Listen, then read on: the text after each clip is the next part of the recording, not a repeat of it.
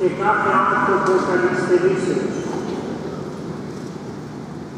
Υμνούμε και δοξολογούμε τον Θεό των νυχτερμών και πάσης παρακλήσεως, διότι μας αξίωσε να συνέλθουμε την εβδομάδα της Πεντηκοστής στην Κρήτη, όπου ο Απόστολος Παύλος και ο μαθητής του Τίτος κήρυξαν το Ευαγγέλιο στα πρώτα χρόνια της ζωής της Εκκλησίας.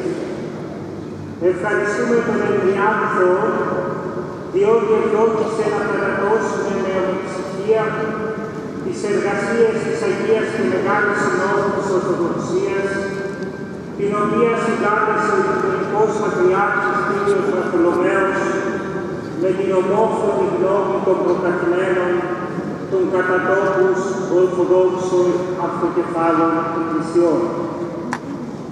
Ακολουθώντας πιστά το παράδειγμα των Αποστόλων και των Θεοφόρων Πατέρων, μελετήσαμε και πάλι το Ευαγγέλιο της Ελευθερίας ή Χριστός ημάς ηλευθέρωσε. Θεμέλιο των θεολογικών μας αναζητήσεων υπήρξε η βεβαιότητα ότι η Εκκλησία δεν ζει για τον εαυτό της. Μεταδίδει τη μαρτυρία του Ευαγγελίου της χάριτος και της αληθείας και προσφέρει σε όλη την οικουμένη τα δώρα του Θεού, την αγάπη, την ειρήνη, την δικαιοσύνη, την καταλλαγή, την δύναμη του Σταυρού και της Αναστάσεως και την προσδοκία της αιωνιότητας. 1.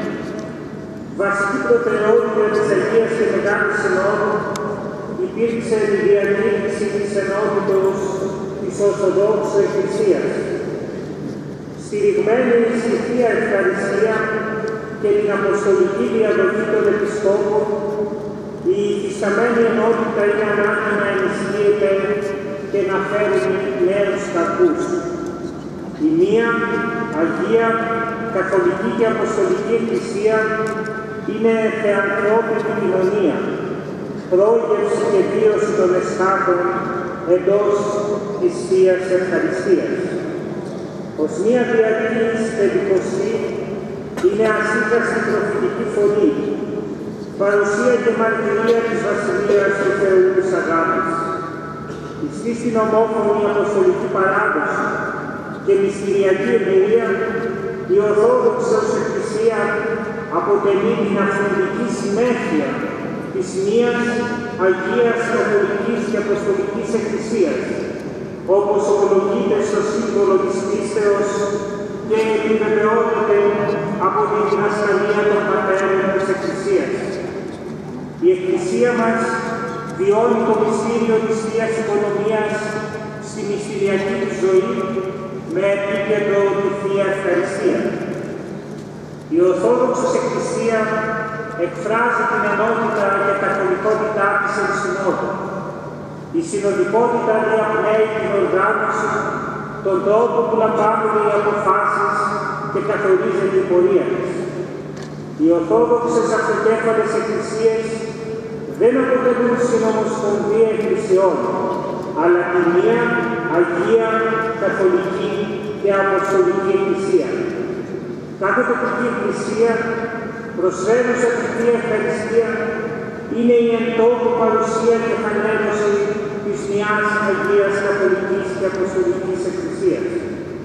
Ως προς την Ορθόδοξο Διασπορά, στις διάφορες χώρες της Κυπρίου, απεφασίστηκε να συνεχιστεί η λειτουργία επισκοπικών συνελεύσεων μέχρι την εφαρμογή της κανονικής ακριβίας. Αυτές ακολουθούνται από τους κανονικούς επισκόπους που ορίζονται από την κάθε αυτοκέφαλο εκκλησία, οι οποίοι εξακολουθούν να υπάγονται σε αυτή. Η συνεπής λειτουργία των επισκοπικών συνελεύσεων εγγυάται τον σεβασμό της Ορθοδόξου αρχής της συνοδικότητας. Κατά τις εργασίες της Αγίας και Μεγάλης Συνόδου ετονίστη η σημασία των συνάξεων των προκαθημένων που έχουν πραγματοποιηθεί και διατυπώθηκε η πρόταση η Αγία και Μεγάλη Σύνοδος να καταστεί επαναλαμβανόμενος θεσμός. 2. μετέχοντες στη Θεία Ευχαριστία και δεόμενοι με τις κειμένες, οφείλουμε να συνεχίσουμε τη λειτουργία μετά τη Θεία Λειτουργία και να δίνουμε τη μαρτυρία της πίστεως προς τους εγγύς και τους μακράν, συμφώνως προς τη σαφή εντολή του Κυρίου της αναπτύξεώς του, και έσαι οι μάρτυρες έπειτα Ιερουσαλήμ και εν πάση τη Ιουδαία και Σαμαρία έως εσπάτου της γης. Ο επανευαγγελισμός του λαού του Θεού στις σύγχρονες εκκοσμικευμένες κοινωνίες και ο ευαγγελισμός εκείνων που ακόμη δεν έχουν γνωρίσει τον Χριστό αποτελούν αδιάλειπτο χρέος της Εκκλησίας. 3. Η Εκκλησία μας κατακτηνωμένη στο χρέος να μαρτυρεί την αλήθεια και την αποστολική της πίστη αποδίδει μεγάλη σημασία στον διάλογο κυρίως με τους ετεροδόξους χριστιανούς. Με τον τρόπο αυτό και ο οικός χριστιανικός κόσμος γνωρίζει ακριβέστερα την πλησιότητα της Ορθοδόξου παραδόσεως, την αξία της πατερικής διδασκαλίας, τη λειτουργική εμπειρία και την πίστη των Ορθοδόξων. Οι διάλογοι που διεξάγει η Ορθόδοξος Εκκλησία δεν σημαίνει ποτέ συμβιβασμό σε ζητήματα πίστεως. 4. Οι εκρήξεις φονταμενταλισμού που παρατηρούνται στους κόλπους διαφόρων θρησκειών αποτελούν έκφραση νοσηρής θρησκευτικότητας. Ο νυφάλιος διαχριστιακός διάλογος συμβάλλει σημαντικά στην προώθηση της αμοιβαίας εμπιστοσύνης, της ειρήνης και της καταλλαγής. Το λάδι του θρησκευτικού βιώματος πρέπει να χρησιμοποιείται για να επουλώνει πηγές και όχι για να αναζωπλώνει την φωτιά των πολιτικών σειράξεων. Η Ορθόδοξη Εκκλησία καταδικάζει περιφράστως την επέκταση της πολεμικής βίας, τους διωγμούς, την εκδίωξη και δολοφονία μελών θρησκευτικών κοινοτήτων, τον εξακατανασμό για την αλλαγή της θρησκευτικής πίστεως, την εμπορία προσφύγων, τις απαγωγές, τα βασανιστήρια, τις ιδεχθείς εκτελέσεις. Καταγγέλνει την καταστροφή ναών, θρησκευτικών συμβόλων και μνημείων πολιτισμού. Όλος ιδιαιτέρως εκφράζει την αγωνία της για την κατάσταση των χριστιανών και όλων των διεκομμένων μειονοτήτων στη Μέση Ανατολή και Αναφού. Απευθύνει έκκληση προς την παγκόσμια κοινότητα για την προστασία των γηγενών Ορθοδόξων και των άλλων χριστιανών, καθώς και όλων των πληθυσμών της περιοχής που έχουν απαράβατο δικαίωμα να παραμείνουν στην πατρίδα τους ως ισότιμοι πολίτες. Η Σύνοδός μας καλεί όλους τους εμπλεκομένους να καταβάλουν χωρίς καθυστέρηση συστηματικές προσπάθειες για την κατάπαυση των πολεμικών σειράξεων στη Μέση Ανατολή και όπου εξακολουθούν οι πολεμικές συγκρούσεις και τον επαναπατρισμό των εκδιωχθέντων. Όλος ιδιαιτέρως απευθύνουμε έκκληση στους ισχυρούς της γης για την επικράτηση της ειρήνης και της δικαιοσύνης στις χώρες του ελεύσεως των προσφύγων.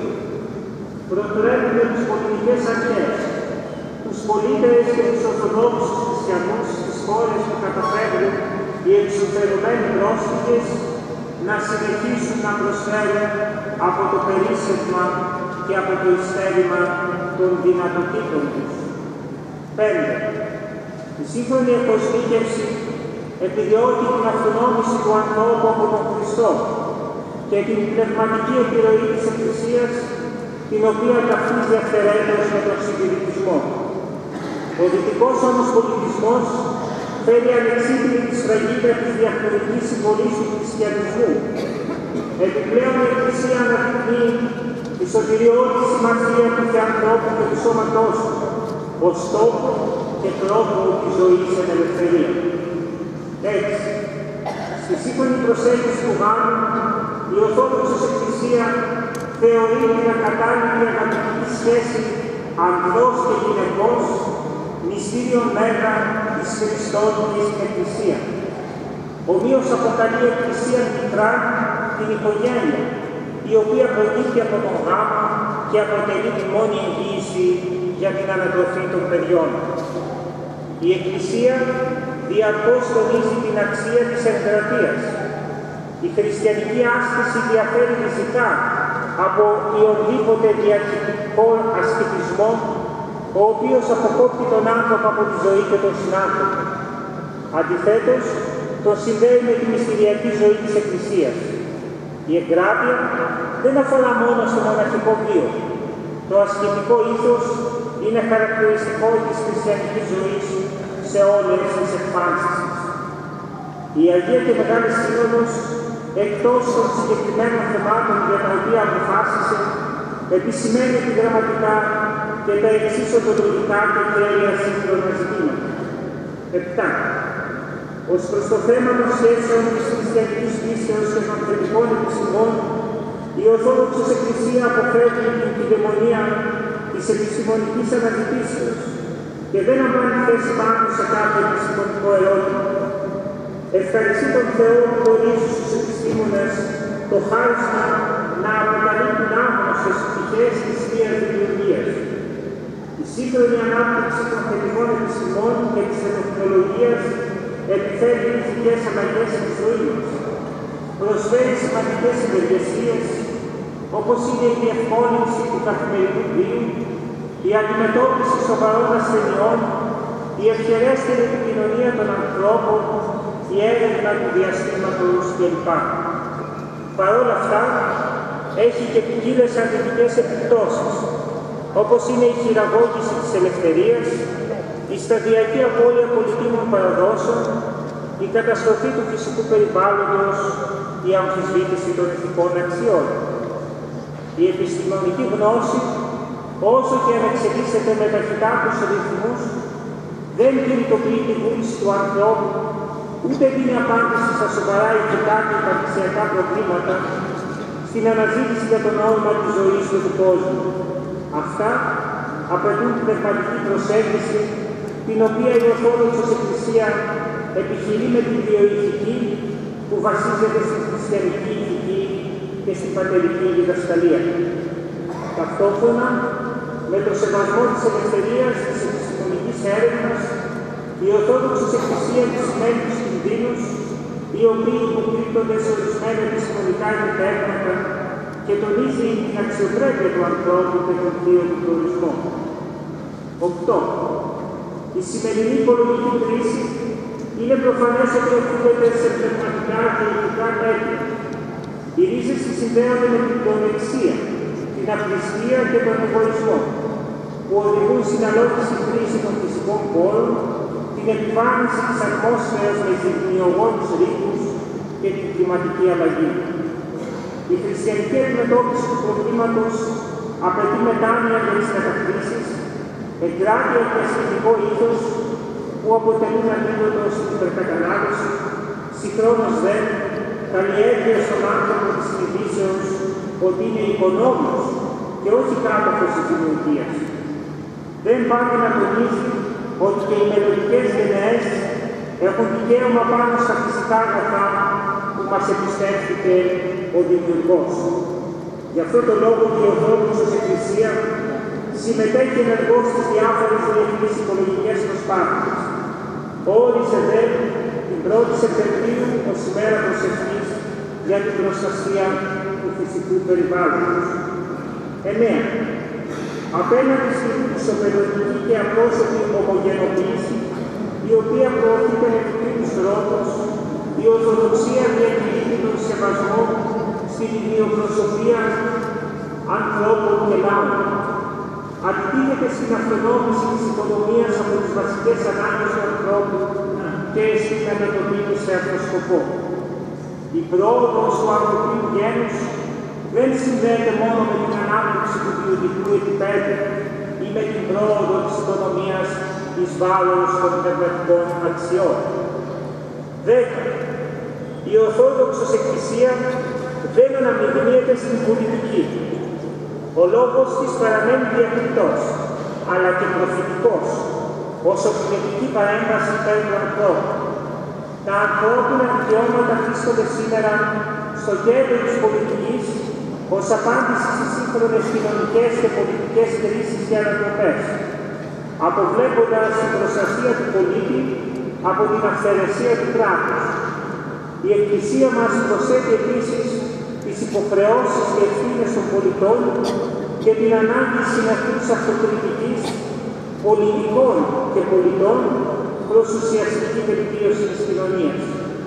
Και κυρίως τονίζει ότι το ορθόδοξο δέο περί ανθρώπου υπερβαίνει τον ορίζοντα των καθιερωμένων ανθρωπίνων δικαιωμάτων, ότι μείζον πάντων είναι η αγάπη, όπως την απεκάλυψε ο Χριστός και την βίωσαν όσοι πιστά τον ακολούθησαν.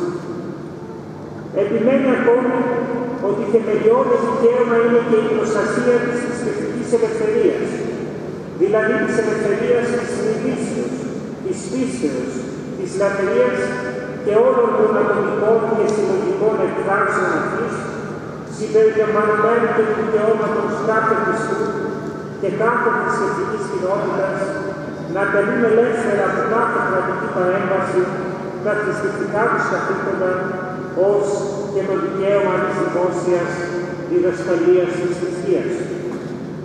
11. Η Ορθόδοξη Εκκλησία απευθύνεται στους νέους, οι οποίοι αναζητούν ποιότητα ζωής γεμάτη ελευθερία, δικαιοσύνη, δημιουργία αλλά και αγάπη. Τους καλεί να συνδεθούν συνειδητά με την Εκκλησία εκείνου που είναι η αλήθεια και η ζωή. Να προσέλθουν προσφέροντας στο εκκλησιαστικό σώμα τη ζωτικότητα, τις ανησυχίες, τους προβληματισμούς και τις προσδοκίες τους. Οι νέοι δεν αποτελούν απλώς το μέλλον της Εκκλησίας, αλλά το δυναμικό και δημιουργικό παρόν επιτοπικού και οικουμενικού επίπεδου. 12. Η Αγία και Μεγάλη Σύνοδος άνοιξε τον ορίζοντά μας στη σύγχρονη πολύμορφη κειμένη. Τόνισε την ευθύνη μας μέσα στον χώρο και τον χρόνο, πάντοτε με προοπτική την αιωνιότητα. Η Ορθόδοξος Εκκλησία, διατηρώντας αλόγητο το μυστηριακό και σωτηριολογικό της χαρακτήρα, είναι ευαίσθητη στον πόνο, στις αγωνίες και στην κραυγή για δικαιοσύνη και ειρήνη των λαών. Ευαγγελίζεται ημέρα εξ ημέρας στο σωτήριον αυτού, αναγγέλουσα της έθνεση την δόξα αυτού, εν πάση της λαής, τα θαυμάσια αυτού. Ας δεηθούμε, ο Θεός πάσης χάριτος, ο καλέσας ημάς στην αιώνιον αυτού δόξαν, εν Χριστώ Ιησού, ο λίγον παθώντας, αυτός καταρτήσει μας, στηρίξει, στενώσει, θεμελιώσει, αυτό η δόξα και το κράτος εις τους αιώνας των αιώνων. Αμήν.